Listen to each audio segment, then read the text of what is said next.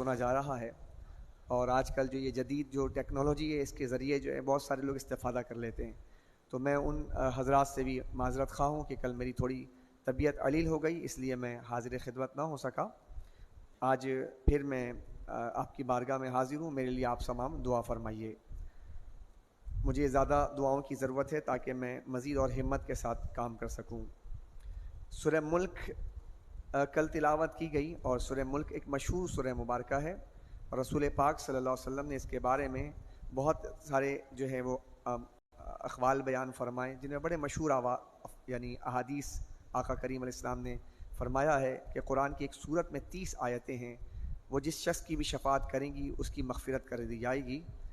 یعنی بہت بڑا ایک دعویٰ ہے یہ، یعنی سرکار کی طرف سے، اور یہ دعویٰ بلا دلیل نہیں ہے، بلکہ آقا کریم علیہ الصلوۃ والسلام نے اس کو ارشاد فرمائی. یہ 30 آیتیں یہ بہت زبردست آیتیں ہیں، بلکہ وہ اپنے پڑھنے والوں کی طرف سے جھگڑا کریں گی حتیٰ کہ اس کو جنت میں داخل کریں گی، یعنی بالآخر وہ پہنچا دیں گی جنت میں.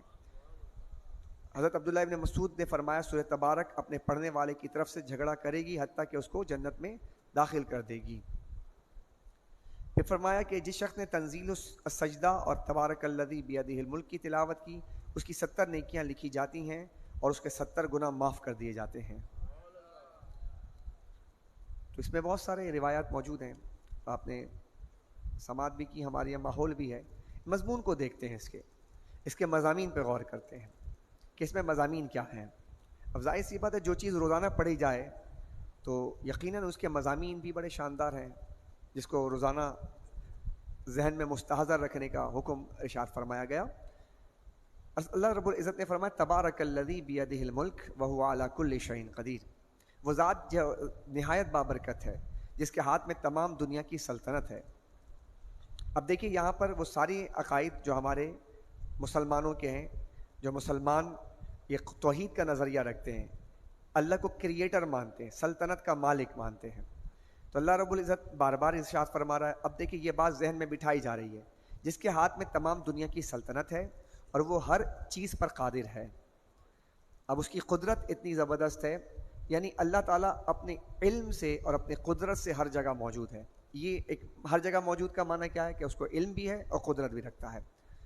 تو ہر جگہ موجود کا نظریہ یہ اس طرح نہیں کہ جس طرح ہم آپس میں یہ بیٹھ کے طے کرتے ہیں کہ آپ بھی موجود ہیں ہم بھی موجود ہیں، تو یہ بات نہیں ہے. اللہ کے لیے لفظ استعمال نہیں کرنا چاہیے. جب یہ کہی جاتی ہے تو اس میں یہ تصور ہوتا ہے کہ اللہ اپنے علم اور اپنی قدرت کے ساتھ موجود ہے، وہ جانتا بھی ہے اور وہ پکڑ بھی کر سکتا ہے. چونکہ جو شخص دور رہتا ہے وہ پکڑ نہیں کر سکتا، تو کہتا ہے کہ وہ تمہارے رگ جان سے بھی زیادہ قریب ہے.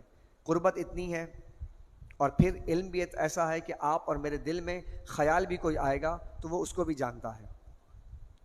اب سنیے گا کیا اس نے فرمایا الذی خلق الموت والحیات لیبلوکم ایکم احسن عملا. جس نے موت اور حیات کو پیدا کیا ہے. اب موت بھی مخلوق ہے اور حیات بھی مخلوق ہے. غور کیجیے گا، وہ تمام آپ گفتگو کو جو ہم نے اپنے دوران درس ذکر کیے تھے کہ کریٹر اور کریشنز پہ بات کی تھی ہم نے، تو اب یہاں پر بھی وہ بات دیکھیں دوبارہ آ رہی ہے. اس کو اسی پرسپشن میں آپ نے رکھنا ہے کہ اللہ کیا فرماتا ہے کہ اس نے موت کو بھی پیدا کیا اور حیات کو بھی پیدا کیا. تو موت مخلوق ہے، یہ کریشن ہے. حیات مخلوق ہے، یہ کریشن ہے. تو جب کریشن ہے تو پھر اس کو پیدا کرنے والا کریٹر وہ اللہ ہے. تو دیکھیے یہاں پر موت اور حیات جو ہر ایک انسان جانتا ہے. اس کے باپ کو مرتا ہوا اس نے دیکھا، اپنی ماں کو مرتا ہوا دیکھا، تو گویا کہ اپنے بچے کو پیدا ہوتا ہوا دیکھا. تو پیدا ہوتا ہوا بھی دیکھتا ہے، مرتا ہوا بھی دیکھتا ہے. تو اللہ رب العزت فرما رہا ہے کہ تم اپنے قریب میں دیکھو یہ موت اور حیات کس نے پیدا کیا. تو فرمایا کہ اس کو بھی اللہ نے پیدا فرمایا ہے. پھر فرمایا کہ اس کے بعد کیا ہوگا. اچھا حیات کے حوالے سے میں تحقیقی الفاظ پہ اتر نہیں جاتا کہ حیات جو ہے اس کے لیے کتنے الفاظ استعمال کیے، کن کن معنی میں حیات قرآن کریم میں استعمال ہوا ہے. قرآن کریم فرقان حمید میں حیات کے جو معنی ہیں تقریباً 6 سے 7 جگہ پر اللہ رب العزت نے مختلف معنی میں حیات کا معنی بیان کیا ہے. ابھی اگر تحقیق میں چلے جائیں گے تو یہ ہماری گفتگو کافی ڈیٹیل ہوگی، ہم اس کو مختصر رکھنا چاہ رہے ہیں تاکہ کچھ اور مضامین کا احاطہ کیا جا سکے. فرمایا کہ کیوں کیا، حیات اور موت کو کیوں پیدا کیا. لیبلوکم ایکم احسن عملا، تاکہ تمہاری آزمائش کرے کہ تم میں سے کون زیادہ اچھا عمل کرنے والا ہے. یعنی کہ حیات اور موت کی کا سبب، اس کا ریزن بیان کیا، اس کی لاجک بیان کی. اس لیے نہیں آئے تم کہ تم آؤ جانوروں کی طرح زندگی گزارو چلے جاؤ. اللہ یہ دیکھنا چاہتا ہے کہ کون ہے کہ جو میرے بتائے ہوئے راستے پر چل رہا ہے اور کون ہے جو میری نافرمانی کر رہا ہے. اب اس میں اس نے ہمیں اختیار دیا. اب یہاں سے ایک بحث اور شروع ہوتی ہے، اور وہ بحث یہ ہوتی تقدیر کی بحث، کہ جب اللہ تبارک و تعالیٰ نے سب چیزیں مقدر کر دی ہیں تو پھر آخرت میں سوال و جواب پوچھنے کا جواز کیا بنتا ہے؟ تقدیر کی بحث میں بھی ہمارے نوجوان، اچھا یہ جب میں پڑھاتا تھا یونیورسٹی میں، یہ تقریباً 2015 کی بات ہے، تو اسٹوڈنٹس آتے تھے تو تقدیر پہ جب بات کی جاتی تھی یہ سوالات بچے کرتے تھے اس زمانے میں. آج کا بچہ تو اب اور زیادہ فاسٹ ہو گیا ہے، تو اس کے ذہن میں کچھ اور سوالات بھی آ سکتے ہیں. وہ یہ کہتا ہے کہ بھائی دیکھیں میں نماز نہیں پڑھتا تو میرے مقدر میں اللہ نے جب نماز نہیں لکھا تو میں کیسے پڑھوں؟ سمجھ رہے بات کو؟ تقدیر کی بحث میں جب ہم آتے ہیں تو یہ بحث شروع ہو جاتی ہے کہ ایک قاتل کہتا ہے کہ بھائی میرے مقدر میں اللہ نے قتل لکھا تھا تو میں کیا کروں؟ یعنی کیا آپ یہ کہتے ہیں، مسلمان یہ کہتے ہیں کہ اللہ تعالیٰ نے ہر چیز لکھ دی ہے، تقدیر لکھ دی ہے. سورہ قلم میں آگے آتا ہوں تو میں وہ بھی عرض کروں گا اللہ نے قلم سے کیا کہا تھا اور قلم کیسے تخلیق کی گئی، اس پہ بھی آتے ہیں. اس کے بعد سورہ قلم ہے، تھوڑا سی ہم گفتگو وہاں کریں گے. لیکن یہ اعتراض سمجھ لیجئے. اعتراض یہ ہے کہ آپ کا نظریہ یہ ہے، آپ یہ کہتے ہیں کہ اللہ رب العزت نے زمین و آسمان کی تخلیق سے پہلے تقدیر لکھ دی ہے. جب تقدیر لکھ دی ہے تو پھر پابند ہو گئے ہم کہ ایک آدمی کافر ہے ایک آدمی مسلمان ہے. تو اب جو کافر ہے تو آپ اس سے اعتراض کس بات کا، پوچھنے کا جواز کیا بنتا ہے؟ کیونکہ اللہ نے اس کو کافر لکھا تھا. آپ یہ کہتے ہیں کہ ایک بندہ جو ہے وہ بے نمازی ہے، ایک بندہ نمازی ہے، تو بے نمازی سوال کیوں پوچھا جا رہا ہے؟ کیونکہ اللہ تعالیٰ نے اس کے بے نمازی لکھا ہے. اگر آپ مثال کے طور پر شراب پیتے ہیں، معاذ اللہ خاکم بدن، اب وہ کہے گا کہ بھائی میں شراب پیتا ہوں، میرے نصیب میں اللہ نے شراب لکھا ہے تو میں کیا کروں، میری تقدیر میں شراب ہے. تو اب اس طرح جو ہے اب یہ اعتراضات شروع ہو جائیں گے، اور وہ یہاں سے یہ بات نکال کر ہمارے عقیدے سے، ہمارے نظریے سے کہ تقدیر کی بحث سے بات نکال کر وہ اپنا چور دروازہ کھول لیتے ہیں. کہتے ہیں کہ میں جو کر رہا ہوں وہ ٹھیک کر رہا ہوں کیونکہ اللہ تعالیٰ نے کہا ہے کہ تمہارا نظریہ ہے. تم کہتے ہو کہ اللہ نے تقدیر لکھ دی ہے تو میں تقدیر کا پابند ہوں.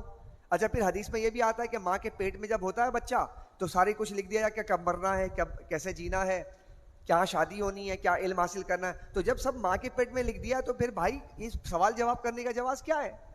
پھر کیوں پوچھے گا وہ ہم سے؟ اعتراض سمجھ گئے؟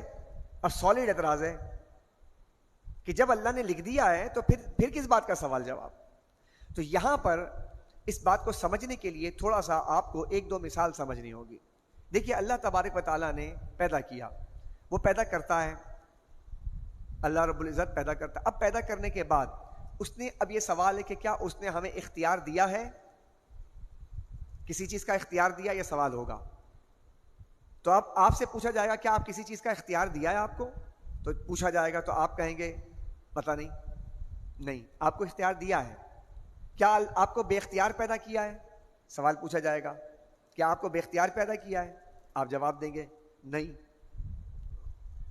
تو آپ کو جو اختیار دیا ہے اور آپ کو جو اختیار نہیں دیا ہے، پہلے تو آپ اس کو سمجھ لیجئے. اگر اختیار دیا ہے تو آپ اپنے اختیار سے جب کریں گے تو یہ کس زمرے میں آئے گا؟ آپ بعض چیز میں بے اختیار ہیں تو وہاں تو بات سمجھ آتی ہے کہ آپ کا اختیار ہی نہیں تھا، لہذا آپ بے اختیار ہو کے کر رہے ہیں. لیکن جہاں پہ آپ کا اختیار ہے جو آپ کر رہے ہیں تو یہ پوچھا جائے گا نا کہ آپ نے اپنے اختیار سے کیا ہے.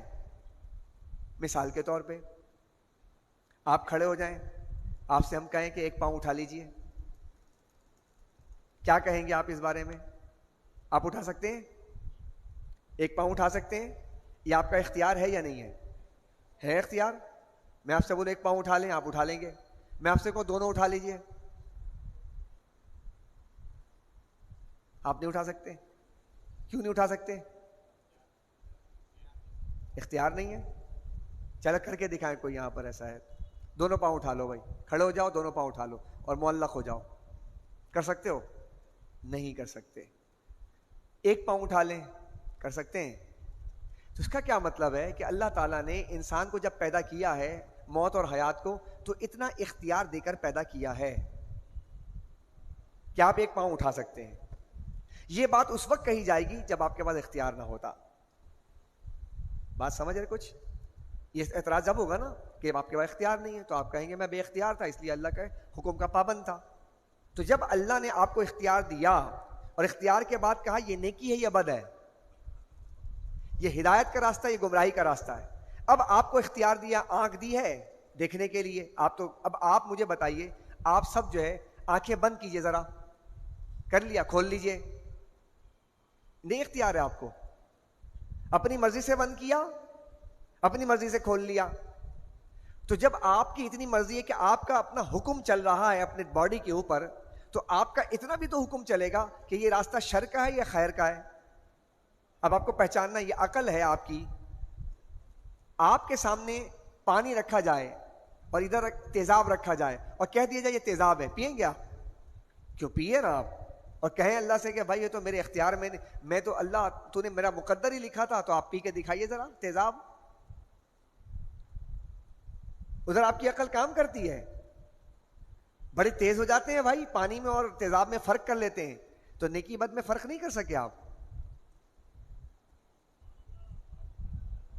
یار کمال ہے بھائی, مطلب اپنے کام کی بات میں سب فرق ہے, اور جہاں دین کی بات آئے گی تو کہ ہم تو بے اختیار ہیں, ہمیں کیا پتا. تو اتنی بنیادی بات میں نے آپ کو, چونکہ میں طالب علم ہوں اس لیے میں طالب علمانہ بات کر رہا ہوتا ہوں, کہ میں کوئی عالم فاضل ہوں نہیں بھائی, اس لیے بہت چھوٹے چھوٹے مثالیں آپ کے سامنے رکھتا ہوں تاکہ میں اپنے جیسے آپ لوگ ہیں, میرے جیسے, میں آپ جیسا ہوں, تو ہم سمجھ سکیں. اتنی بات سمجھ گئے. اب یہ بات آتی ہے پھر اللہ کو کیسے پتا چلا, اللہ نے جو لکھا وہ کیسے لکھا ہے. اب اس بات کا جواب دیں کہ وہ جو لکھا ہے اس نے لوح محفوظ میں وہ کیا ہے. سیدھی سی بات ہے, میں مدینے چلا, ٹکٹ ملے گی آپ کو مدینے کا, عمرے پہ جا رہے ہیں آپ, ٹھیک ہے, کون سا بھائی؟ ایمریٹس سے, قطر ایئر ویز سے. اچھا قطر ایئر ویز سے آپ جائیں گے, 5 اسٹار زبردست سروس ہے صاحب اس کی, دوحہ سے ہوتی ہوئی جائے گی. اب آپ کے پاس ٹکٹ آ گیا, ٹکٹ بیفور ٹائم آیا آپ کے پاس. کتنے دن پہلے آتا ہے متین بھائی؟ ایک مہینے پہلے آتا ہے. 1 مہینے پہلے ٹکٹ آ گیا, میرے ہاتھ میں آ گیا. اب اس میں کیا کیا لکھا ہوتا ہے صاحب؟ کون کون گیا مدینے؟ ارے بھائی اس میں شرمانے کی کوئی بات ہے, اس پہ بھی شرماتے ایسے کر کے. میں کیا مدینے گیا, تو بندہ تو فخر سے کہے گا مدینے گیا ہوں میں, آدمی تو اس میں اظہار کرے مدینے گیا.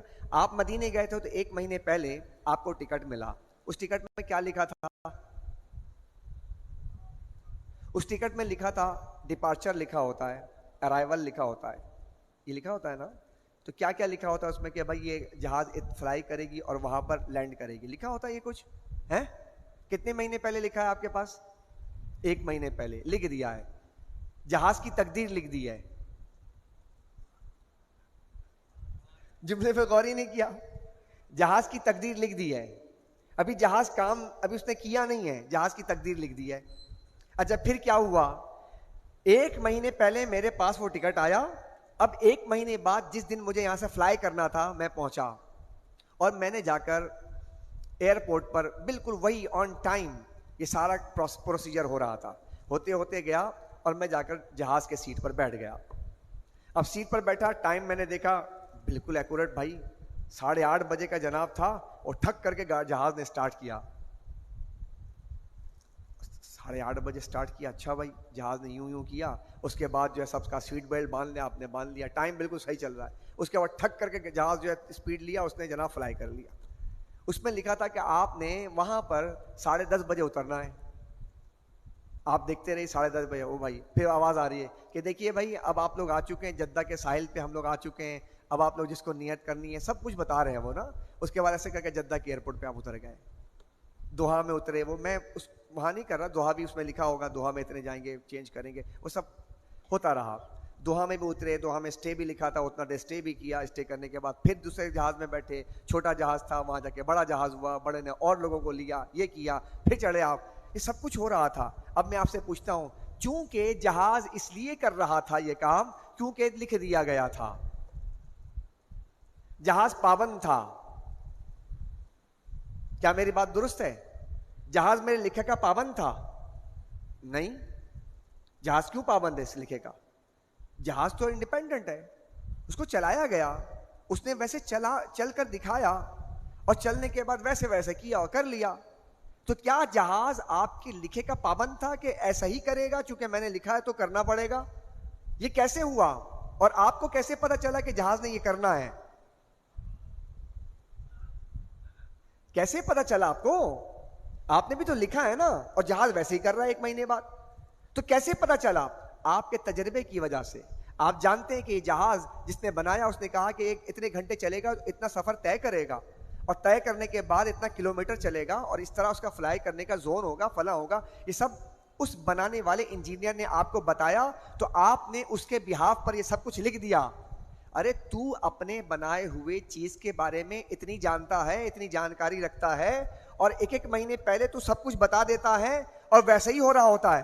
او اللہ کے بندے, تو جس رب کی مخلوق ہے, تیرے اندر اتنی صلاحیت, اتنی طاقت ہے, وہ تو رب ہے.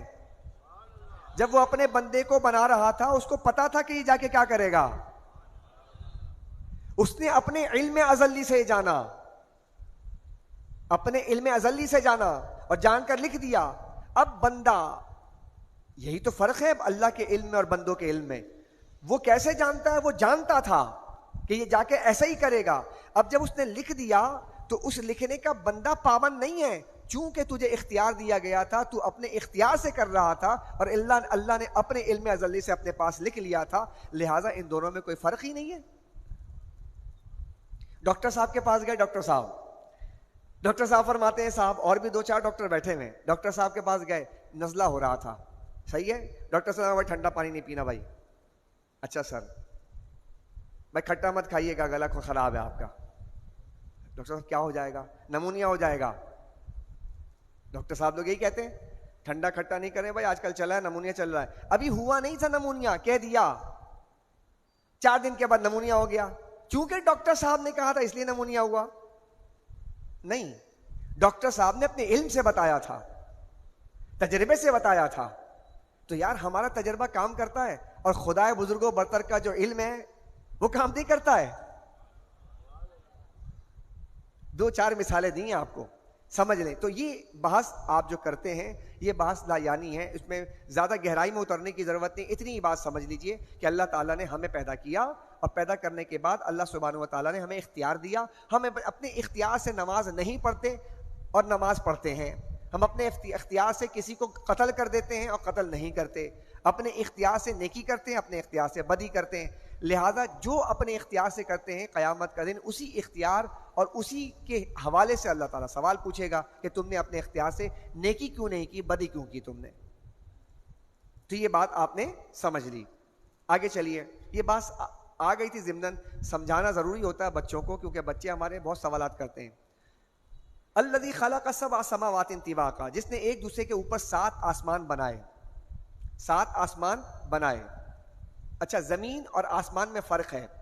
زمین پیاز کے چھلکے کی طرح ہے, آسمان میں گیپس ہیں, ڈسٹینس ہے, کافی ڈسٹینس ہے. اور یہ کہا جاتا ہے کہ آسمان میں جو سورج طلوع ہوا یہ 4تھے آسمان پر ہے. اور کہکشاؤں کے حوالے سے بات کی جاتی ہے, سائنسدان یہ بھی کہتے ہیں. میں نے گفتگو میں یہ بات کہی تھی کہ زمین بھی گھوم رہی ہے, ساکن ہے یا زمین, میں اس بحث میں نہیں پڑھ رہا. اعلیٰ حضرت رحمۃ اللہ علیہ نے 102 سے زائد دلائل دیے کہ زمین ساکن ہے. میں اس بحث میں نہیں گیا, میں تو سائنسی علوم کے حوالے سے بات کر رہا تھا. لہٰذا میرے درس میں یہ بات اگر آئی ہے تو میں تو اپنے اسلاف کی ہی پیروی کرتے ہوئے بات کروں گا. لہٰذا سائنس جو کہتی ہے, سائنس کی چیزیں تغیرات پر مبنی ہیں, بدلتی رہتی ہیں, اس میں چینجنگز آتی رہتی ہیں, چونکہ وہ علم جو ہے وہ انڈر پروسیس ہوتا ہے. کیونکہ ابھی آپ کا علم محدود ہے, کل کو آپ کا علم بڑھ جائے گا تو آپ کی تحقیقات میں وائڈ ہو جائے گی, وسیع ہو جائے گی, پھر آپ آگے بڑھیں گے, پھر وسیع ہو جائے گی, پھر آگے بڑھیں گے, پھر وسیع ہو جائے گی. لہٰذا یہ تحقیقات, لیکن اللہ نے جو کہہ دیا ہے وہ ایتھنٹک ہے, وہ نہیں بدلے گی. وہ جو کہہ دیا وہ اٹل ہے بس, اور ایسا ہی ہے جیسا کہا ہے. آج تک کوئی چیلنج کر ہی نہ سکا. ایسا ہے یا نہیں ہے؟ ایک ڈاکٹر گیری ملر کی مثال میں نے دی تھی کہ جناب شہد کی مکھی کے بارے میں وہ کہا تھا, تو شہد کی مکھی جو ہے وہ مؤنث جو فیمیل ہوتی ہے وہ جناب یہ کرتی ہے. آج آپ 1000 سال کے بعد آپ نے تحقیق کیا تو سائنس آج پہنچی ہے اور اللہ نے اس وقت بتا دیا تھا, آپ چیلنج نہ کر سکے. اسی طرح عام جو مکھی ہے, عام مکھی, سرکار دو عالم صلی اللہ علیہ وسلم نے فرمایا کہ تم جو ہے جب مکھی گرے کسی چیز میں تو اس کو ڈبو کر باہر نکال لیا کرو. حالانکہ کراہیت ہوتی ہے لیکن کہا اس زمانے میں کہا ڈبو کر باہر نکال لیا کرو اور اس کو استعمال کر لیا کرو. آج تحقیقات معلوم چلتی ہے کہ بھائی کہتے ہیں کہ مکھی کے پر میں 2 پر ہوتے ہیں, ایک میں جو ہے وہ بیکٹیریا ہوتا ہے, دوسرے میں اینٹی بیکٹیریا ہوتا ہے. تو جب وہ گرتی ہے کسی چیز میں تو بیکٹیریا والے جو ہے پر کو نیچے ڈال دیتی ہے اور وہ دوسرے والے سے پھڑپڑا رہی ہوتی ہے. آج کہا کہ اگر اس کو ڈبو دیا جائے تو اینٹی بیکٹیریا سے اس کا بیکٹیریا جو ہے وہ میچ ہو جائے گا, لہٰذا پھر نقصان نہیں ہوگا. سرکار نے تو پہلے بتایا, تم 1400 سال کے بعد پہنچ رہے ہو. ایسی بہت سی مثالیں ہیں جو حضور کے. ابھی میں ایک اور بڑی دلچسپ بات کرنے لگا ہوں. مجھے کہا گیا تھا کہ درس آج کم کر دیجیے گا, لیکن کم اور زیادہ تو یہ آپ پر منحصر ہے. میں تو الحمدللہ شاہ بشاش ہوں. چلیں, بڑی زبردست تحقیقات آ رہی ہیں, مزہ آئے گا یہ تحقیقات کو سنیے گا. اب اللہ سبحانہ وتعالیٰ نے فرمایا آگے ثم ارجع البصر کرتین, اب نہیں الذی خلق 7 سماوات طباقا, زمین کی پیدائش پیاز کی طرح ہے. پیاز کا چھلکا ہٹائیے ایک لیئر, دوسرا ہٹائیے دوسرے لیئر, تیسرا ہٹائیے تیسرے لیئر. زمین 7 ہے تو 7 زمینیں ایسی ہیں, لیکن آسمان, ایک آسمان سے دوسرے آسمان میں جانے کے لیے 500 سال چلنا پڑے گا. اس کے بعد دوسرے پہ پہنچیں گے, پھر چلنا پڑے گا, پھر تیسرے پہ پہنچیں گے. تو اس طرح جو ہے وہاں پہ گیپس ہیں, ویکیوم ہے, خلا ہے جسے آپ کہتے ہیں خلا میں ہم گئے, یہ کہتے ہیں نا آپ. تو خلا یہی ہے کہ خلا میں جب جاتے ہیں تو وہاں پہ ویکیوم ہے, خلا ہے, خالی ہے, آپ کو جانا پڑے گا. تو اللہ رب العزت فرماتا ہے کہ جس نے ایک دوسرے کے اوپر 7 آسمان بنائے, ایک دوسرے کے اوپر بنائے آسمان. ما تری فی خلق الرحمن, اے مخاطب تو رحمان کے نظم تخلیق میں کوئی خلل نہیں دیکھے گا. اب کیا کیا اللہ نے, اب اللہ دعوت دے رہا ہے. کیا فرمایا, اے مخاطب, جسے اللہ مخاطب کر رہا ہے, کہتا ہے اے لوگو, پڑھنے والو, تم اللہ کے نظام میں کوئی خلل نہیں دیکھو گے. اب کہتا دیکھو, غور کیجئے گا, اسلام اور قرآن آپ کے راستے میں روڑے نہیں اٹکائے گا. تحقیق میں وہ کہے گا کہ میں نے, اللہ نے کہا کہ میں نے بنا دیا, تم غور کرو اور نکالو خامی. اب یہاں پہ جو آیت آئی ہے بڑی زبردست آیت کریمہ ہے. اللہ فرماتا ہے ثم ارجع البصر کرتین, اچھا ہل تری من, ہاں فرجع البصر ہل تری من فطور, پس دوبارہ دیکھ کیا ان میں کوئی شگاف دیکھتا ہے تو, پھر بار بار دیکھ. ثم ارجع البصر کرتین ینقلب الیک البصر خاسئا وهو حسیر, پھر بار بار نظر اٹھا کر دیکھ, تیری نظر تھک کر تیری طرف ناکام پلٹ آئے گی. یہ جو آپ آیت پڑھتے ہیں روزانہ, یہ آیت کیا ہے؟ اس نے ایک دفعہ نہیں کہا, اس نے کہا اے مخاطب میرے آسمان کو دیکھ, پھر کہتا دوبارہ دیکھ, پھر کہتا بار بار دیکھ. آپ اندازہ لگائیے کہ کتنا یقین کے درجے پہ یہ بات کہی جا رہی ہے, اور کہا جا رہا ہے کہ اللہ کے نظم میں کوئی شگاف ہے تو ذرا دیکھ کے بتا تو ذرا صحیح. اچھا کیوں کہا؟ یہ بھی بات بہت لاجیکل ہے, نفسیاتی مسئلہ ہے. جب بندہ ایک مرتبہ دیکھتا ہے نا, ایسے ایسے کر کے دیکھتا ہے, تو ہم کہتے ہیں آپ نے صحیح سے دیکھا نہیں ہوگا. ایسے آپ سرسری نگاہ ڈال دیں تو کہیں کہ وہ آپ نے دیکھا تھا, وہ تو وہاں بیٹھا تھا. نہیں میں نے تو دیکھا تھا. نہیں آپ نے دیکھا نہیں, وہیں بیٹھا تھا. اب آپ سے میں کہوں بار بار دیکھ, بار بار دیکھ, تو بار بار دیکھنا یہ اس بات کی دلیل ہے کہ انسان جو ہے وہ ایک چیز میں دیکھتا ہے تو پہلی مرتبہ دیکھا عیب نظر نہ آیا, دوسری مرتبہ دیکھتا ہے تو عیب نظر آیا, تیسری دفعہ دیکھتا اور عیب نظر آیا. اللہ فرماتا ہے تو بار بار دیکھ اور نکال میرے تخلیق میں سے کوئی عیب. تو پھر پتہ کیا فرماتا ہے, کہ تیری آنکھ تھک جائے گی. کیا فرمایا؟ یہ آیت کریمہ میں غور, کرتین ینقلب الیک البصر خاسئا وهو حسیر, تیری آنکھ تھک جائے گی اور تو ناکام پلٹ آئے گا. میری تخلیق میں نظم میں کوئی فرق تجھے نظر نہیں آئے گا. پھر دیکھیے قرآن کو غلط ثابت کرنے کا میدان علمی میدان ہے, تلوار والا میدان نہیں ہے, میزائل والا میدان نہیں ہے, جلانے کا میدان نہیں ہے. اب کیا کرتے ہیں کہ چونکہ قرآن کریم کے چیلنجز کو وہ یعنی کہ فیس نہیں کر پا رہے, اب ایریٹیٹ ہو رہے ہیں. کیا کریں, اس قرآن کا تو مقابلہ ہو ہی نہیں پا رہا. اس قرآن کے مقابلے میں تو کوئی سائنسی توجیحات پیش ہی نہیں کی جا رہی, تو قرآن نے سب بیان کر دیا. اس کے بعد کہتے ہیں جلاؤ اس کو, قرآن کو.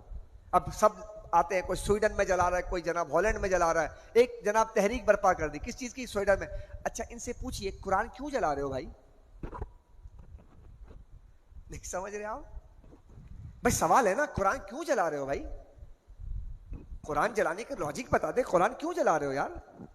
یہ تم سے روٹی مانگ رہا ہے, تم سے پانی مانگ رہا ہے, تم سے کھانا مانگ رہا ہے, تمہاری معیشت پہ بوجھ بن رہا ہے, اور کیا کر رہا ہے کہ اس کو آپ کہتے ہو اس کو جلا دو؟ ہائے ہائے ہائے ہائے ہائے. ان کے پاس کوئی جواب نہیں, قرآن جلانے کا کوئی جواز ہی نہیں ہے. کیوں جلا رہے ہیں؟ اندر کا خبث باطن, کس کا مقابلہ نہیں کر پا رہے.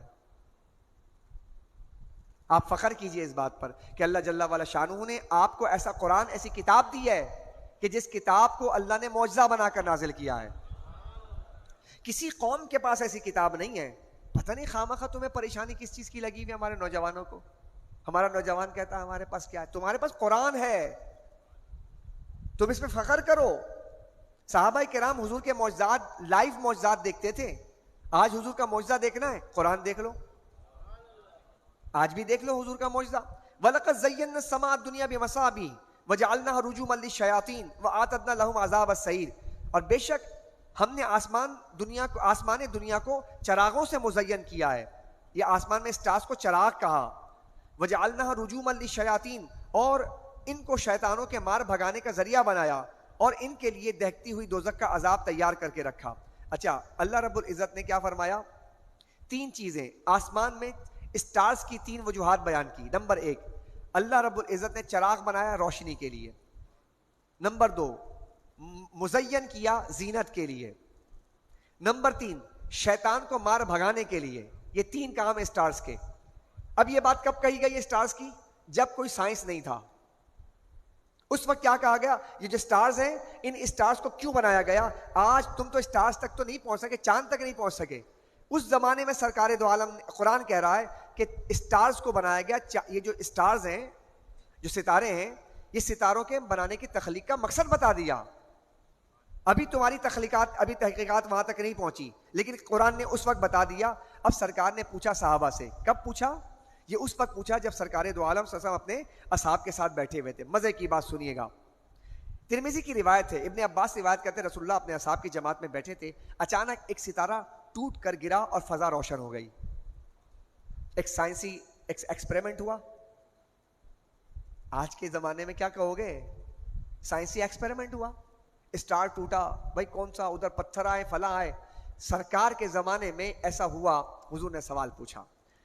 رسول اللہ نے پوچھا جب تم زمانے جاہلیت میں یہ منظر دیکھتے تھے, ایسا کہ کوئی چیز آسمان سے روشنی کی طرح نیچے آتی ہے, تو اس کے متعلق تم کیا سمجھتے تھے؟ اب سائنس کی پوری بات ہو رہی ہے. اس سے متعلق تم کیا سمجھتے تھے کہ کوئی چیز ٹوٹتی ہے, زمین کی طرف آتی ہے, اسٹارز ہو, کچھ بھی ہو, تو کیا سمجھتے تھے تم لوگ؟ کچھ تو سمجھتے ہوگے. صحابہ سے پوچھا تو صحابہ کرام نے کہا ہم یہ کہتے تھے کہ اگر کوئی ایسا واقعہ ہوتا تھا تو ہم کہتے تھے کوئی بڑا آدمی آج پیدا ہوا ہے, یا کوئی بڑا آدمی مر گیا ہے. اب یہ اپنے اٹکل پچو سے باتیں اخذ کر لی گئی تھی. سمجھ آئی بات؟ یہ صدیوں سے یہ رواج تھا کہ بھائی اسٹارز ٹوٹیں گے تو آج اچھا کوئی آدمی پیدا ہوا ہے. لوگ آپس میں یہ بات کرتے تھے. اچھا کبھی اسٹار ٹوٹتا تھا تو کہتے ہیں او ہو لگتا ہے کوئی مر گیا آج. اب یہ بات لاجک کے خلاف تھی, کسی نے نہ بتایا تھا, خود ہی سمجھ لیا. اب حضور نے اس بات کی وضاحت کی, تم کیا سمجھتے تھے؟ تو نے کہا ہم یہ سمجھتے تھے. بس رسول اللہ صلی اللہ علیہ وسلم نے فرمایا آگ کا یہ شعلہ کسی موت پر پھینکا جاتا ہے نہ کسی کی حیات پر پھینکا جاتا ہے. ٹوٹل ان کے نظریات کو کنڈیم کر دیا, ان کے اس بات کو آپ نے ریفیوز کر دیا, کہا کہ یہ بات ہے ہی نہیں جو تم کہتے رہے ہو. اب بتائیے اس وقت تک جو لاجک چل رہی تھی, سرکار دو عالم صلی اللہ علیہ وسلم نے فیکٹ اینڈ فیگرز بتائے ایسا نہیں ہے. تو کہا پھر کیا ہے سرکار؟ تو فرمایا کہ لیکن ہمارا رب جب کسی چیز کے متعلق, اب دیکھیں کتنی اوپر کی بات کی گئی ہے, کہ بات دراصل یہ ہے کہ جب ہمارا رب کسی چیز کے متعلق کوئی فیصلہ فرماتا ہے تو حاملین عرش 7 آسمان سے اوپر, اللہ اکبر, یہ پہلے آسمان کی بات نہیں ہو رہی, 7 آسمان کے اوپر حامل عرش اوپر, اور اس کو اٹھائے ہوئے فرشتے.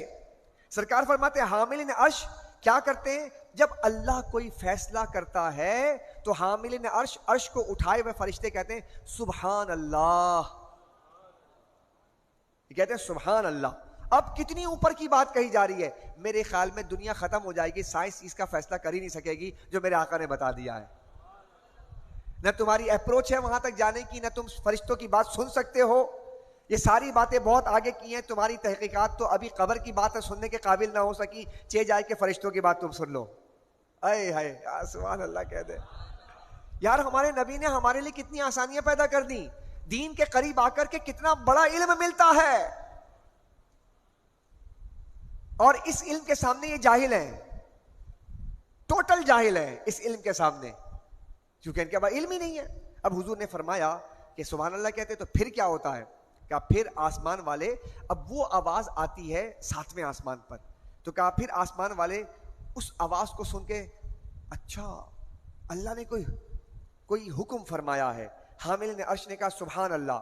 اب وہ فرشتوں تک جب آواز آئی تو اب آسمان کے فرشتے بھی کہتے ہیں سبحان اللہ، وہ فرشتے بھی کہتے ہیں سبحان اللہ. پھر جو ان کے قریب ہوتے ہیں، یعنی جو آسمان قریب ہوتا ہے ان تک یہ آواز پہنچتی ہے. اتنی تیز آواز ہوتی ہے کہ وہ فرشتے بھی سن لیتے ہیں کہ وہ 7ویں سے 6ٹھے آسمان پہ آواز آ گئی، وہاں سے چلی، تو وہ بھی کہتے ہیں سبحان اللہ. پھر جو ان کے قریب ہوتا ہے وہ بھی کہتے ہیں سبحان اللہ. حتیٰ کہ اس آسمان تک تسبیح پہنچ جاتی ہے. تسبیح چلی تھی حاملان عرش کے فرشتوں کے سبحان اللہ کہنے سے، اور بات پہنچی ہے کہاں پر؟ تقریباً 3500 سال جو بندہ چلتا ہے وہ بات ایسے لمحوں میں پہنچ گئی.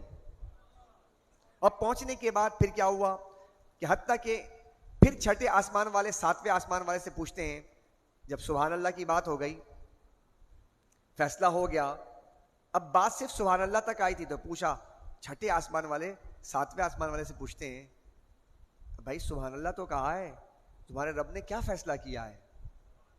اب فیصلے کی بات ہوتی ہے تو پھر وہ ان کو خبر دیتے ہیں. حاملین عرش 7ویں آسمان والے کو خبر دیتے ہیں کہ اللہ نے یہ فیصلہ فرمایا ہے. اب وہ بات پہنچتی ہے 6ٹھے آسمان والے کے پاس. 6ٹھے آسمان والے پوچھتے سبحان اللہ، اچھا اللہ نے کیا فیصلہ فرمایا ہے؟ 7ویں والے 6ٹھے والے کو بتاتے ہیں کہ یہ فیصلہ فرمایا. کمیونیکیشن دیکھیں آپ، بات کیسے چلتی ہے، کہاں پہنچتی ہے، یہ سب میرے آقا بیان کر رہے ہیں. حدیث ہے، اپنی طرف سے نہیں کہہ رہا بھائی، حدیث ہے. اور پھر خبر دیتے ہیں. پھر ہر نیچے آسمان والے اپنے سے اوپر آسمان والے سے پوچھتا ہے، حتیٰ کہ آسمان دنیا تک یہ خبر پہنچ جاتی ہے. اب جب آسمان دنیا تک پہنچتی ہے تو اب کیا ہوتا ہے؟ اب یہاں پر وہی چوری، شیطان کا کام. شیطان جا کر کے 7ویں یہ ہمارا آسمان ہے نا، اس کے قریب پہنچ جاتا ہے اور کان لگا کے سنتا ہے، ایسے کان لگا کے سنتا ہے کہ فرشتے کیا بات کر رہے ہیں. وہ جو حاملین عرش سے بات نکلی تھی یہاں پر آئی تھی، اب وہ آپس میں کہ اللہ نے یہ حکم فرمایا. اب وہ جو کاہن ساحر جو ہوتے ہیں نا ان تک بات کیسے پہنچتی تھی؟ اب یہاں بتایا سرکار دو عالم صلی اللہ علیہ وسلم نے کہا کہ جب وہاں یہ شیطان چوری سے اس کی خبر کو سن لیتے ہیں، پھر یہ خبر اپنے چیلوں اور دوستوں تک پہنچا دیتے ہیں نیچے آ کر کے، جن کے تصرف میں ہوتے ہیں یہ، ان کو کہتے ہیں کہ اللہ نے آج آسمان میں یہ باتیں کی ہیں، یہ حکم ہونے والا ہے. اب یہ باتیں کیسے پہنچی زمین پر؟ اب وہ کیا کرتے ہیں، جیسے بہت سے لوگ کہتے ہیں نا کہ یہ واقعہ ہونے والا ہے، یہ پیشن گوئی کرتے ہیں. ہم کہتے ہیں بھائی بڑا پہنچا ہوا آدمی ہے. آج لوگ اپنے علم سے، جو ان کے پاس اٹکل پچو والا علم ہے، اس سے بات کرتے ہیں. پہلے زمانے میں وہ اس طرح باتیں کرتے تھے، تو لوگ کیا کرتے تھے، ایسے کاہنوں کے پاس جا کر کہتے تھے ذرا بتائیں کہ کیا ہونے والا ہے. تو ان کے پاس یہ علم موجود ہوتا تھا کیونکہ اللہ کا حکم جو تھا وہ پہنچ چکا ہوتا تھا. اب کیا ہوا؟ اب سن لیجئے یہاں پر. پھر اگر وہ اس کی خبر کو بیان کریں تو وہ حق ہے، لیکن وہ اس میں تحریف کرتے تھے اور اس میں کچھ اپنی باتوں کا اضافہ کرتے تھے. جب میرے آقا کریم علیہ الصلوۃ والسلام دنیا میں تشریف لائے تو یہ کام بند کر دیا گیا. جس دن حضور دنیا میں تشریف لائے، یہ پہلے ہوتا تھا، کہا کہ اب بند کر دیا گیا، اب کوئی شیطان آسمان تک نہیں جائے گا. اب کیا ہوگا؟ تو آقا کریم علیہ الصلوۃ والسلام فرماتے ہیں کہ اب یہ جو ستارے ہیں نا، ستارے، کہا کہ یہ ستارے، ان ستاروں سے مار مار کر بھگا دیا جاتا ہے ان کو. اب نہیں آئے گا کوئی قریب، اب اللہ کا حکم وہاں تک اس طرح نہیں پہنچائے گا. اس لیے اب وہ آسمان سے ان کا ایک سیکورٹی سسٹم بنا دیا گیا. ختم ہو گئی. تو یہ تھا آسمان کی پوری باتوں کو جو اللہ جل وعلا شانہ نے بیان فرمایا قرآن کریم میں کہ اللہ نے آسمان میں ستارے بنائے. اب یہ آیت کریمہ کو پڑھیے گا تو آپ کو سمجھ میں آئے گی بات کہ یہ بات ہم نے کیا. وَلَقَدْ زَيَّنَّا السَّمَاءَ الدُّنْيَا بِمَصَابِيحَ وَجَعَلْنَاهَا رُجُومًا لِلشَّيَاطِينِ وَأَعْتَدْنَا لَهُمْ عَذَابَ السَّعِيرِ. اب پڑھ کے دیکھ لیجئے ترجمے کو. بے شک ہم نے آسمان دنیا کو چراغوں سے مزین کر دیا اور ان کو شیطان کو مار بھگانے کا ذریعہ بنا دیا. اب سمجھ آ گئی بات؟ اگر صرف اتنی بات آپ سمجھتے کہ اللہ نے شیطان کو مار بھگانے کا ذریعہ بنایا تو آپ کیا سمجھتے؟ کیا پتہ چلتا کس چیز سے بھگایا جاتا, کیوں بھگایا جاتا؟ تو اب دیکھیں اس کے پیچھے سرکار نے. اب مجھے بتائیں حضور کی احادیث نہ ہوتی تو قرآن کا معنی کیسے سمجھتے؟ حضور کی احادیث جو ہے وہ قرآن کا معنی ہمیں سمجھاتے ہیں. اب آگے ایک اور بات, یہ بھی تخلیقات سے متعلق ہے. سورہ قلم میں درود شریف پڑھ لیجئے. اللہم صلی علی محمد وعلی آل محمد. اچھا, بڑی پیاری بات ہے, اگر آپ تھوڑا سا ہمت کر کے بیٹھیں گے تو اچھا لگے گا کہ آپ یہ سن لیں. اس بات کو بھی مضمون بڑا پیارا ہے. نون والقلم وما یسطرون, قلم کا ذکر ہے اور مچھلی کا ذکر ہے. نون, قلم کی قسم اور اس کی جو فرشتے لکھتے ہیں. اب یہ کیا چیز ہے؟ نون کیا چیز ہے؟ قلم کیا چیز ہے؟ احادیث میں آیا, اگرچہ ضعیف احادیث میں بھی اس کا ذکر کیا گیا. امام ابو جعفر ابن جریر طبری اپنی شرح آفاق تفسیر جامع البیان کے اندر اس کو لکھتے ہیں. کہتے ہیں ابن عباس کی روایت ہے کہ سرکار نے فرمایا اللہ عز و جل نے جس چیز کو سب سے پہلے پیدا کیا وہ قلم ہے. اچھا, یہ پیدا کرنا سرکار کے نور کے بعد ہے. یعنی یوں بات ہے کہ سرکار کے نور کے بعد اللہ نے جس چیز کو سب سے پہلے پیدا کیا, اس بات کو یوں سمجھیے گا, ورنہ کیا ہو جائے گا, التباس ہو جائے گا کہ بھائی پہلے اللہ کے حبیب کا نور تھا یا قلم پیدا کیا گیا. تو بتائیں کس کو اللہ نے تخلیق کیا؟ سب سے پہلے اللہ تعالیٰ نے اپنے حبیب کے نور کو پیدا کیا. ٹھیک ہے, اس کے بعد پھر اللہ نے اس نور سے یہ تمام چیزوں کو پیدا کیا. اب جتنی بحثیں آتی ہیں نا تو یہ سرکار کے نور کے بعد کا پروسیس ہے. ٹھیک ہو گیا. اب کہا کہ سرکار نے کہ اللہ رب العزت نے جس چیز کو سب سے پہلے پیدا کیا وہ قلم ہے. پھر جو کچھ ہونے والا تھا اس کو قلم نے لکھا. اب دیکھیے آپ, یہ وہ بات آ گئی جو ہم نے شروع میں ذکر کر دیا تھا کہ تقدیر لکھ دی گئی ہے. تو کس وجہ سے لکھی گئی ہے؟ علم ازلی سے لکھی گئی ہے. تو وضاحت پہلے میں نے کر دی ہے. پھر پانی سے بخارا اٹھا تو اس نے آسمان پیدا کیے, پھر مچھلی کو پیدا کیا. نون کا معنی مچھلی ہے. اور زمین کو مچھلی کے پشت پر پھیلایا گیا, زمین ہلنے لگی. یعنی اللہ تعالیٰ نے زمین کو ایک بہت بڑی مچھلی ہے اس کے پشت پر بنایا ہے. یہ جو آج آپ زمین ہے نا, یہ زمین یہ مچھلی کے پشت پر ہے. اب زمین جو ہے نا پشت پر جب ہے مچھلی کے, تو مچھلی ہلکا سا ایسے ہلتی ہے تو زمین ہلنے لگی. تو سرکار فرماتے ہیں زمین جب ہلنے لگی تو اس کو پہاڑ سے ٹھہرایا گیا, پہاڑ رکھ کر کے اس کو بیلنس کر دیا گیا. چونکہ پیٹھ پر تھا نا تو بیلنس آؤٹ ہو رہا تھا, تو چاروں طرف پہاڑ رکھ کر کے اس کا بیلنس کر دیا گیا. پھر انہوں نے یہ آیت پڑھی نون والقلم وما یسطرون. تو یہ آیت کریمہ اس بات کا تقاضا کرتی ہے کہ اللہ سبحانہ و تعالیٰ نے مچھلی بھی پیدا کی ہے اور قلم کو بھی پیدا کیا ہے. اب کتنے آگے کی باتیں ہیں یہ. آج سائنسی آپ دیکھیں, ذرا پوچھیں ان سائنسدانوں سے, تم ذرا زمین کے نیچے جا کے دیکھو مچھلی کتنی بڑی ہے.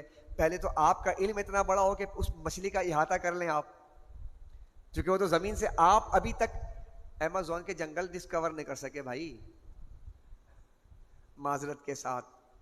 ابھی تک پانی ڈسکور نہیں کر سکتے میرے بھائی, زمین میں ابھی تک آپ یہ ڈسکور نہیں کر سکے. درمیان میں اتنے ساری چیزیں ابھی ہیں. ابھی تو آپ نے سمندر کے اندر کتنی مخلوقات ہیں, ابھی آپ نے اس کو ڈسکور نہیں کیا.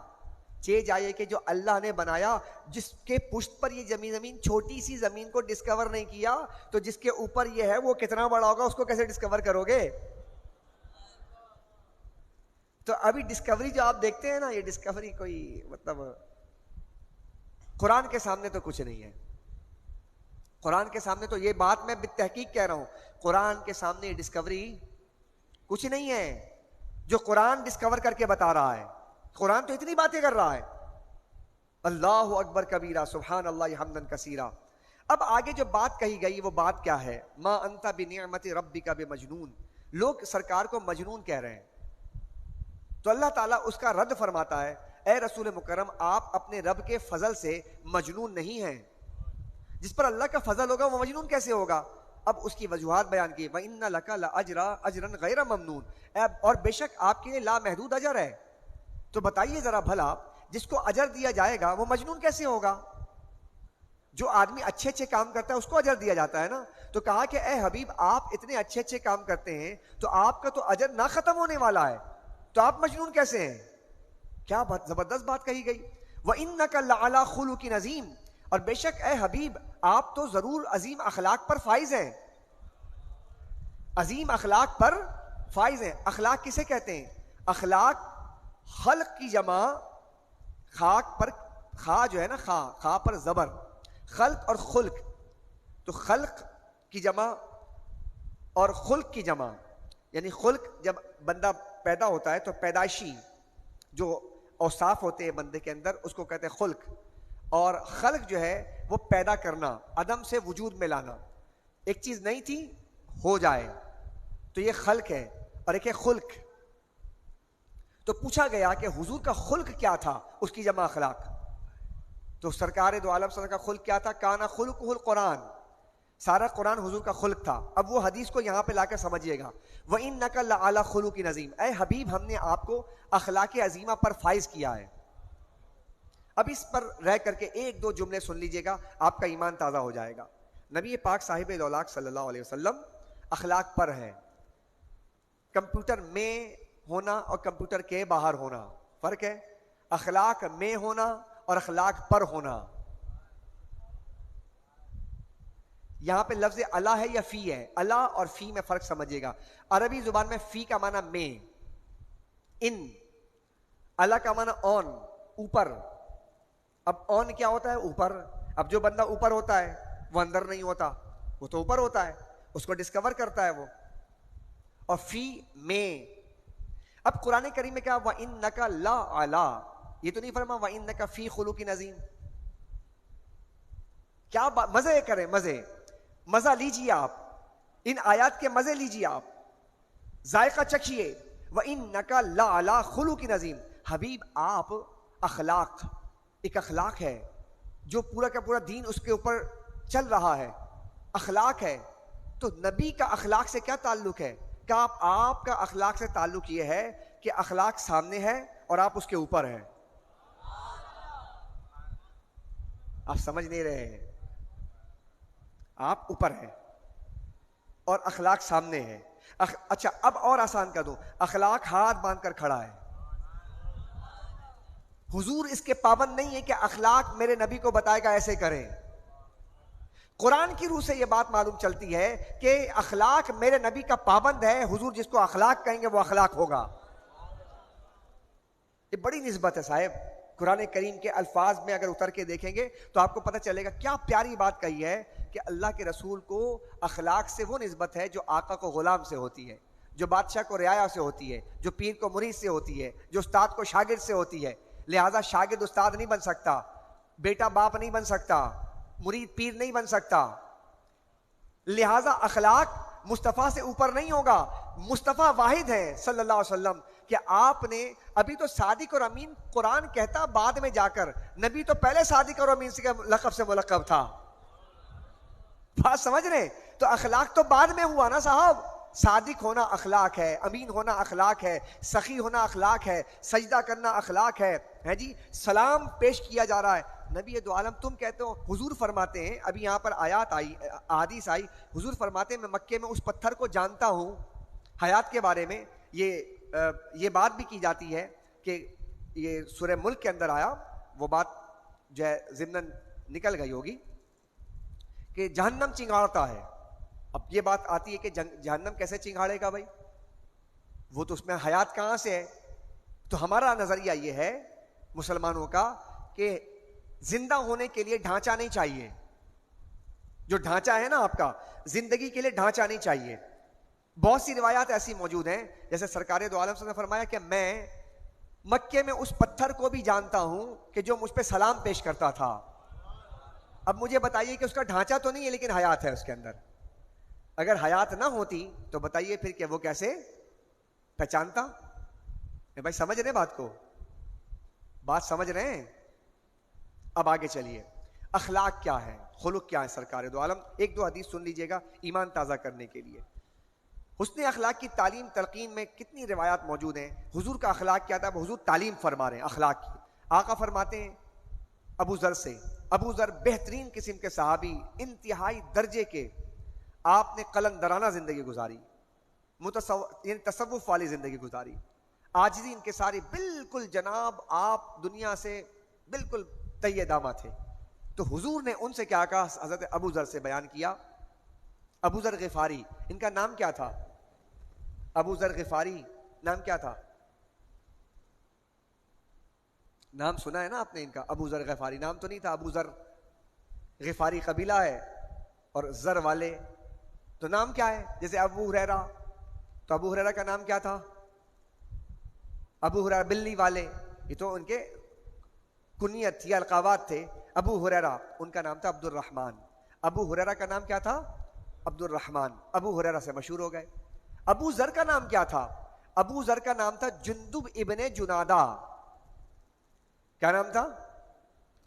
جندب ابن. اچھا یہ کام تو ہمارا ہے نا، ہم نے یاد رکھنا ہے، آپ نے تھوڑی یاد رکھنا ہے. آپ نے کہنا سبحان اللہ ماشاء اللہ، ٹھیک ہے نا، آپ تو ماشاء اللہ آپ کا کام ہی نہیں ہے. او بھائی ذرا قوت حافظہ پہ بھی ذرا دھیان دیجئے. قوت حافظہ کا یہ حال ہے ہمارا کہ 2 بات یاد نہیں رکھتے ہم. کتنی باتیں سنتے ہیں.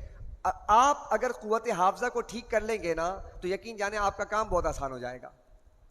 آپ لوگ دینی معلومات حاصل کرنے کے لیے قوت حافظہ کو ایکٹیو نہیں کرتے، حالانکہ ماشاءاللہ قوت حافظہ آپ کا بہت اچھا ہے. تو یاد رکھیے گا، جندب ابن جنادہ، ابو ذر غفاری، غفاری نہیں غفاری، ابو ذر غفاری رضی اللہ تعالیٰ عنہ، قبیلہ غفار سے تعلق تھا. رسول اللہ نے ان سے فرمایا تم جہاں کہیں بھی ہو اللہ سے ڈرتے رہو، اور برا کام کرنے کے بعد نیک کام کرو، اور جو اس برے کام کو مٹا دے، یعنی جب تم برا کام کرو گے نا تو نیک کام کر لیا کرو، تو نیک کام تمہارا برا کام مٹا دے گا. قاعدہ یاد رکھ لیجئے، غلطی ہو جائے نا صدقہ کر دیجئے، غلطی ہو جائے نا معافی مانگ لیجئے، غلطی ہو جائے نا تو اللہ کے حضور میں 2 رکعت نماز پڑھ لیجئے توبہ کی، اور پھر اللہ سے تو یہ جو نیکی ہے نا آپ کی اس غلطی کو مٹا دے گا. صحیح ہے؟ Is it clear? کبھی ایسا ہو جائے پریشان ہو کے آتے ہیں، حضرت اتنا بڑا جرم ہو گیا، گناہ ہو گیا. کچھ بات نہیں، گناہ ہوا نا، جان بوجھ کے تو نہیں، غلطی سے ہو گیا. آپ اللہ سے معافی مانگ لیجئے، استغفار کر لیجئے، صدقہ کر لیجئے، ہو جائے گا معاملہ. آگے کیا فرمایا؟ اور لوگوں کے ساتھ اچھے اخلاق سے ساتھ پیش آؤ. حضرت ابو ذر غفاری سے فرمایا. ابو دردہ سے فرمایا، بیان کرتے ہیں. ابو دردہ کون ہے؟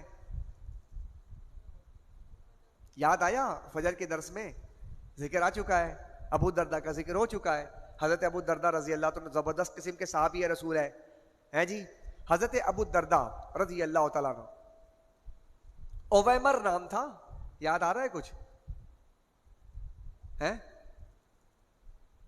یا پھر یہ بھی ماشاءاللہ سبحان اللہ کی نظر ہو گیا؟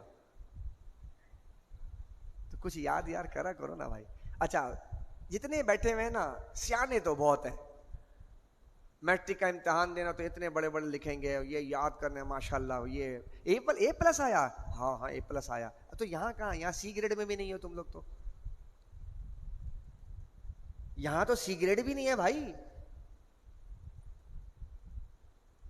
اچھی بات نہیں ہے. اگر وہاں پہ آپ اچھے ہیں تو یہاں کیوں نہیں ہے؟ یہ مزاح نہیں ہے. آپ جج کیجئے نا اپنے آپ کو کہ آپ کی ترجیحات کیا ہیں. دین کا علم اتنی ترجیح پا جاتا ہے، قرآن کا علم، حدیث کا علم ایسے نہیں پاتا ترجیح. کیوں کیا وجہ ہے؟ آپ کو آپ کی والدہ نے بانجھ پیدا نہیں کیا ہے، کند ذہن پیدا نہیں کیا ہے، اتنا ذہین پیدا کیا ہے کہ آپ ماشاءاللہ آپ لوگ اے پلس لے آتے ہیں، تو یہاں کیوں نہیں ہے؟ مسئلہ یہ ہے کہ آپ اور ہم دین کے لیے سنجیدہ نہیں ہیں. جب دین کے لیے سنجیدہ ہو جائیں گے، چونکہ وہاں سنجیدہ ہیں تو سب یاد ہو جاتی چیزیں، یہاں سنجیدہ نہیں ہم. یہاں تو کہتے ہیں آ گیا تو آ گیا، نہیں آیا تو کوئی بات نہیں، کون سا کرنا ہے. وہاں پہ تو یہ کہ بھائی وہ دکھانا پڑے گا، اچھا میٹرک میں ڈی گریڈ آیا تھا، تو وہاں تو سبکی ہو جائے گی نا، بے عزتی ہو جائے گی، لوگوں کو دکھانا پڑے گا نا. یہاں کسی کو دکھانا ہی نہیں ہے، لیکن دکھانا ہے. قیامت میں فیصلہ ہوگا وہاں پر، اور کتنی بے عزتی ہوگی اس وقت جب تمام اقوام کے سامنے کھڑے کر کے پوچھا جائے گا کتنی بے عزتی ہوگی. یہاں تو 10 کے سامنے بے عزتی ہے، وہاں تو لاکھوں کروڑوں کے سامنے بے عزتی ہوگی بھائی. اس لیے تھوڑی سی مہربانی کیا کیجئے، ذرا قوت حافظہ پر تھوڑا دھیان دیا کیجئے. اور یاد آیا نا ام الفضل، ام الدرداء،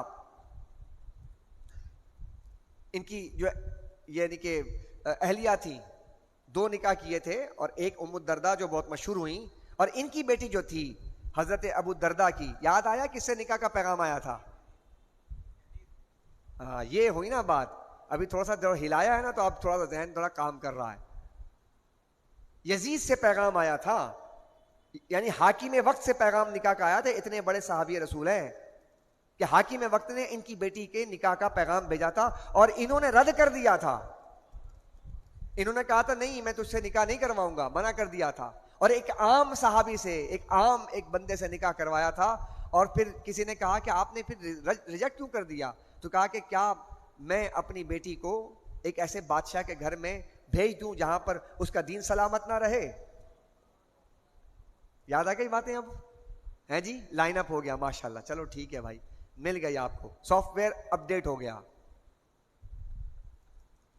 ایسے ہی ہمیں سافٹ ویئر ایسے ہی تو اپڈیٹ ہوتا ہے. وہ والا سافٹ ویئر تو لے جا کے کسی اور طرح اپڈیٹ کرتے ہوں گے, ہم تو ایسے کرتے ہیں بھائی. حضرت ابو الدرداء روایت کرتے ہیں کہ رسول اللہ نے فرمایا قیامت کے دن مومن کے میزان کی بات ہوئی تھی. مومن کے میزان میں اخلاق سے بڑھ کر کوئی چیز نہیں ہوگی وزنی. اللہ تعالیٰ بد اخلاق شخص سے بغض رکھتا ہے. اللہ تعالیٰ بد اخلاق شخص سے بغض رکھتا ہے, اور میزان کے اندر جو سب سے بھاری چیز تولی جائے گی وہ آپ کا اخلاق ہوگا. تو ہم سب کو کیا چاہیے کہ ہم بااخلاق بن جائیں, ہے جی؟ جائے گا کچھ نہیں اس میں, پیسہ نہیں خرچ ہونا. ہاں آپ سمجھ رہے ہوں گے مولانا صاحب تو ابھی یار آج تو جمعہ کی نماز میں بھی جو ہے کوئی مانگا تانگیں شروع ہو گئی ہے, پتہ نہیں کیا چکر بازی چل رہی ہے بھائی. ابے بھائی وہ تو یہ لوگ کرتے رہتے ہیں, ان کا اپنا مسئلہ ہے. ہم تو یار یہ کہتے ہیں کہ بھائی اس میں پیسہ ہی خرچ نہیں ہوتا, تو جہاں پہ پیسہ خرچ نہیں ہوتا وہ بھی تو کر لو. کیا کرنا ہے؟ اخلاق کے مسکرا کے ملنا, مہمان آ جائے سامنے ناشتہ رکھ دینا, ہے جی؟ اگر کوئی آپ سے قرض مانگے تو قرض دے دینا. اچھے اخلاق کیا ہیں؟ ہے بھائی کوئی بیمار ہو جائے تو عیادت کر لینا, ہے جی؟ اچھا اخلاق کیا ہے؟ سلام کر لینا. اچھے اخلاق کیا ہے بھائی؟ جنازہ آ جائے تو جنازہ پڑھ لینا. اچھے اخلاق کیا ہیں؟ راستے میں اگر کوئی پتھر آ جائے, کوئی گر نہ جائے, ہٹا دینا. ابھی اس میں کون سا پیسہ خرچہ ہو رہا ہے بھائی؟ نہیں ہو رہا نا. اب سن لو, تمہارا پیسہ خرچ نہیں ہوگا, لیکن جب میزان میں رکھا جائے گا نا تو سب سے بھاری ہوگا. تو یہ تو کر لو کم سے کم, جس میں اخلاق والی جو چیزیں ہیں اس کو رکھ لے. سرکار فرماتے بد اخلاق جہنم کے سب سے نچلے درجے میں ڈالا جائے گا. ابو جہل جو دشمن خدا ہے, دشمن رسول ہے, چھٹے درجے میں ہوگا نیچے جہنم کے. بد اخلاق 7ویں میں ہوگا. آپ نے بڑا لائٹ لیا ہوا ہے, آپ لوگوں نے, ہم لوگوں نے بڑا لائٹ لیا ہوا ہے صاحب. کوئی بات نہیں, اگر ہم بد اخلاق ہو گیا, ابے جاؤ کوئی مسئلہ نہیں ہے, کوئی کہتا تو کہنے دے. نہیں, مروت بھی کوئی چیز ہے, اخلاق بھی کوئی چیز ہے. اسلام نے اس چیز کی بڑی, اور سرکار فرماتے ہیں مومن کا اخلاق یک طرفہ ہوتا ہے. مومن کا, اب سن لیں یہ بات بھی, مومن کا اخلاق یک طرفہ ہوتا ہے. تو ایسا کرے گا تو میں ایسا کروں گا, نہ نہ نہ, تو جیسا کرے گا میں تو ویسا کروں گا جیسا رسول اللہ نے بتایا. یہ اخلاق ہے. سمجھ لیجئے پھر اس چیز کو, تو جیسا کرے گا, اور ہمارے یہاں بالکل بدلے والا سلسلہ ہے. تم ایسا کرو گے تو میں ایسا کروں گا, تم ایسا کیا تو میں نے ایسا کیا. یہ ہمارا اخلاق جو ہے یہ ایسے لیول پہ چلتا برابری کے, نہ نہ نہ. حضور کا اخلاق یہ, حضور نے فرمایا, اب حضور نے کر کے بھی دکھایا. لوگ آپ کو پتھر مارے, حضور دعا دے رہے ہیں. بھائی مجھے بتائیے, مکہ کی جب فتح ہوئی ہے, سارے لوگ کون تھے جنہوں نے ظلم و زیادتی کی سارے جو ہے حدوں کو پار کر دیا؟ تو صحابہ نے کہا کہ آج تو بدلے کا دن ہے. تو حضور نے کیا فرمایا؟ دیکھیں, چاہتے تو 10,000 کا لشکر تھا, اینٹ سے اینٹ بجا دیتے. حضور نے کہا اخلاق یہ ہے. سامنے وہ لوگ تھے, تو اگر آپ والا کرائٹیریا مانا جاتا نا تو پھر ایک ایک چیز کا بدلہ لیا جاتا. لیکن سرکار نے کیا فرمایا؟ اچھا وہ بدلہ جو میدان کارزار کا ہے میں اس کی بات نہیں کر رہا, بدلہ ہے اسلام میں, لیکن حضور نے اپنے ذات کے حوالے سے کیا کیا؟ میرے لیے تھا نا, میں نے معاف کر دیا. لیکن دین کی جب بات آتی تھی تو حضور معاف نہیں کرتے تھے. یاد رکھ لیجئے گا, ان دونوں میں فرق کیجئے گا. حضور جب دین کی بات آتی تھی تو بدلہ لیتے تھے. مثال کے طور پر حضرت عثمان غنی کی شہادت کی خبر آئی تو حضور نے کیا کیا؟ بیعت علی الموت. دین کو سمجھو، دین کو سمجھو، دین کو سمجھو. یہ مت سمجھو کہ جناب ایک ہی لکڑی سے سب کو ہانک دیا. اب مجھے بتائیں، سرکار صاحب 1500 صحابہ کرام کو لے کر درخت کے نیچے بیعت علی الموت، ہم موت پہ بیعت کر رہے ہیں، عثمان کے خون کا بدلہ لیں گے. یہ کیا تھا؟ یہ بدلہ کیوں ہے؟ چونکہ بات اسلام پر ہے کہ وہ وفد کی شکل میں گیا تھا، اسلامی وفد کا سربراہ تھا، اور وفد کو قتل کرنا، کسی یعنی کہ وفود کے سربراہ کو قتل کرنا، یہ جناب ایک اخلاق سے گری ہوئی چیز تھی. سرکار نے فرمایا اس کو چھوڑا نہیں جائے گا، اس کا بدلہ لیا جائے گا. حضور کو پتہ چلا کہ اسلام کے خلاف سازش ہو رہی ہے اور حضور کو قتل کرنے کی بات کی گئی، تو سرکار دو عالم صلی اللہ علیہ وسلم نے یہاں اس مقام پر کیا کیا کہ ریاست اب قائم ہو گئی تھی، ریاست اسٹیٹ کے سربراہ کو قتل کرنا. کیا مطلب تھا؟ بغاوت. اب جب بغاوت پر جب قبیلہ بنو نذیر آ گیا تو حضور نے پورا محلہ گھیر لیا، جس پر سورہ حشر کی آیات آئی ہیں. دین نہیں سمجھے ہم نے تو ایک ہی بس بات سمجھ لی تھی کہ حضور نے معاف کیا ہے. حضور نے معاف اپنے ذات کے لیے کیا ہے. نہیں سمجھے؟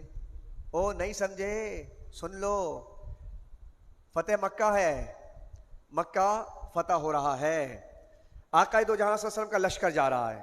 ایک کتیا بیٹھی ہے اپنے بچے کے ساتھ، ایک کتیا بیٹھی ہے اپنے بچے کے ساتھ، لشکر بہت ہے. حضور نے ایک صحابی کو کھڑا کر دیا، کہا کہ سب کو بتاؤ کہ یہاں یہ کتیا اور اس کا بچہ ہے، کوئی اس کو پریشان نہیں کرے گا، ہماری وجہ سے کہیں تکلیف نہ پہنچ جائے. ٹھیک ہے؟ یہ راستے میں جا رہے ہیں، اور وہاں جب پہنچے، مکے میں پہنچے، تو کہا کہ ابن خطل جو حضور کا گستاخ تھا، نبی دو عالم صلی اللہ علیہ وسلم کے بارے میں جو کیا تھا، تو اب حضور علیہ الصلوۃ والسلام نے گستاخ جو تھے نا ان کے لیے، یہ تو ذاتیات کی بات ایک جگہ تھی، اب ریاست کے اسٹیٹ کے نبی کے اعتبار سے گستاخی. تو سرکار نے فرمایا ابن خطل اگر کعبے کے دیوار میں جو غلاف ہے اس میں بھی چھپ جائے نا تو اسے وہاں قتل کر دو. ادھر کتیا بھی بچ رہی ہے، ادھر گستاخ رسول نہیں بچ رہا ہے. کیا کہیں گے آپ؟ جب تک دین کے دونوں زاویہ آپ کے پاس نہ رہیں تو آپ یہی کہیں گے اسلام امن کا درس دیتا ہے. آپ یہی کہتے رہیں گے، یہی بیٹھ کر کے جناب راگ الاپے جا رہے ہیں ہمارے اسکالرز ہیں، یہ جناب جو ہے زرد صحافت کے جناب بڑے بڑے ساہوکار بیٹھے ہوئے کہتے ہیں اسلام تو صاحب یہ مولویوں نے تو ایسا کر دیا، اسلام تو امن کا درس دیتا ہے صاحب، اسلام تو امن کا. اتنے بڑے بڑے لکھاری، ان کی باتیں میں سنتا ہوں، میں کہتا ہوں یار ان کے دماغ کو، کتنے بد دماغ لوگ ہیں، انہوں نے اسلام کو پڑھا ہی نہیں ہے. اگر اسلام صرف امن کا درس دیتا تو 83 لڑائی کس سے لڑی ہے؟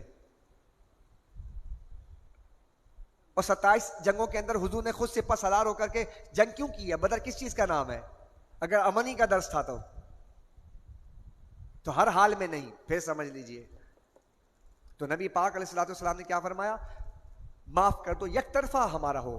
عام روٹین کے اندر کیا کرنا ہے؟ یہ ہم عام روٹین کی بات کریں، کفار کی بات نہیں کر رہے. عام روٹین میں کیا کرنا ہے؟